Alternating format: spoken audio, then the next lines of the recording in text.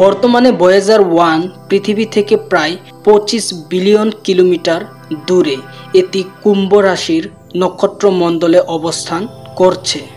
1977 সালে মানুষ মহাকাশে একটি যাত্রা শুরু করেছিল, যা এখনও চলমান। একটি ছোট্ট মহাকাশযান যার নাম ভয়েজার 1 আজ পৃথিবী থেকে প্রায় 25 বিলিয়ন কিলোমিটার দূরে একটি নতুন সীমায় পৌঁছেছেন, আন্তঃনক্ষত্রীয় মহাকাশে। আজ আমরা জানব এই অবিশ্বাস্য যাত্রার গল্প। তাই ভিডিওটি স্ক্রিপ্ট না করে পুরো ভিডিও দেখার আমন্ত্রণ রইল। স্বাগতম আপনাকে ভাবনার জগতের নতুন আরেকটি ভিডিওতে।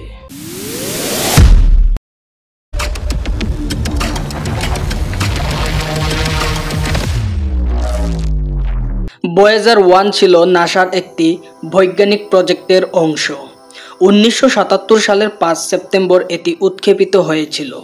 মূল লক্ষ্য ছিল আমাদের সৌরজগতের বাইরের গ্রহগুলো বৃহস্পতি, শনি, ইউরেনাস এবং নেপচুন এর বৈজ্ঞানিক তথ্য সংগ্রহ করা। ভয়েজার 1 এর মিশন কেবল গ্রহ পর্যবেক্ষণেই সীমাবদ্ধ ছিল না, এটি সৌরজগতের প্রান্ত ছাড়িয়ে সূর্যের প্রভাবের বাইরে গিয়ে মানব ইতিহাসের সবচেয়ে দূরে থাকা যন্ত্রে পরিণত হয়েছে। এই যানের আকার একটি বড় বাঁশের মতো হলেও এর ভিতরে রয়েছে বিভিন্ন বৈজ্ঞানিক যন্ত্র, মহাকাশে তাপমাত্রা, কণার ঘনত্ব, চুম্বকীয় ক্ষেত্র এবং রেডিও সিগন্যাল পরিমাপের যন্ত্র। 2012 সালে ভয়েজার 1 শেষ পর্যন্ত হেলিওস্ফিয়ার অর্থাৎ সূর্যের প্রভাবিত এলাকা ছেড়ে আন্তঃনক্ষত্রীয় মহাকাশে প্রবেশ করে।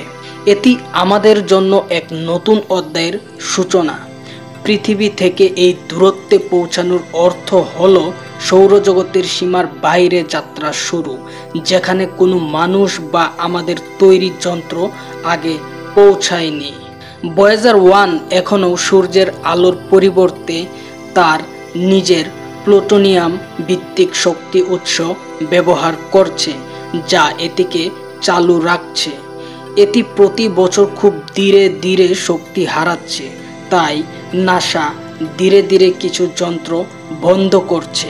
বর্তমানে ভয়েজার 1 পৃথিবী থেকে প্রায় 25 বিলিয়ন কিলোমিটার দূরে এটি কুম্ভ রাশির নক্ষত্রমণ্ডলে অবস্থান করছে। পৃথিবীতে বসে আমরা এটি দেখতে পারি না, কারণ এটি সূর্যের আলো বা কোনো দৃশ্যমান আলোর উৎস নয়।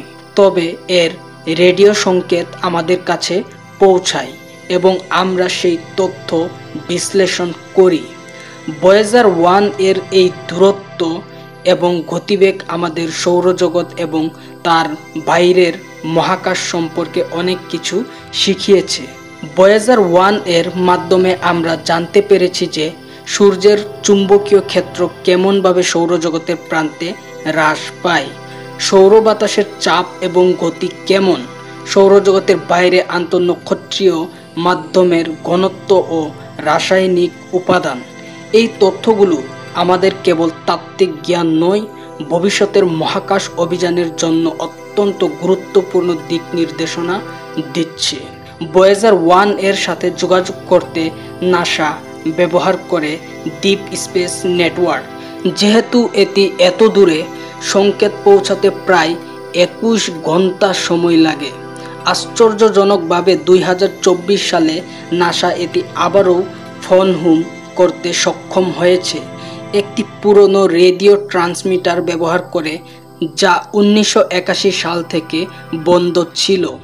এটি প্রমাণ করে ভয়েজার 1 এখনও কার্যকর এবং বিজ্ঞানীদের তথ্য পাঠাচ্ছে।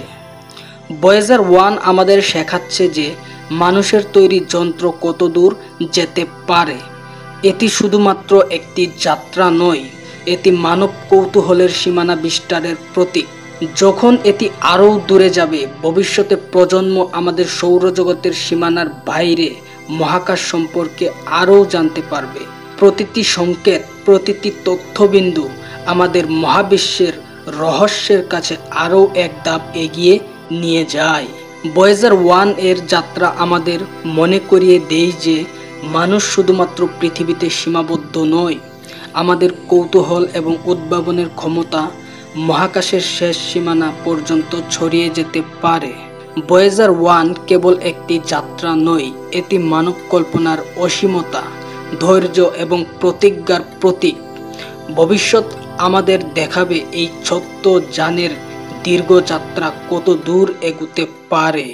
হ্যালো বন্ধুরা, ভিডিওটি কেমন হয়েছে তা অবশ্যই কমেন্টের মাধ্যমে জানাতে ভুলবেন না এবং এইরকম রহস্যময় ভিডিও পেতে আমাদের চ্যানেলের সঙ্গেই থাকুন। ধন্যবাদ সকলকে।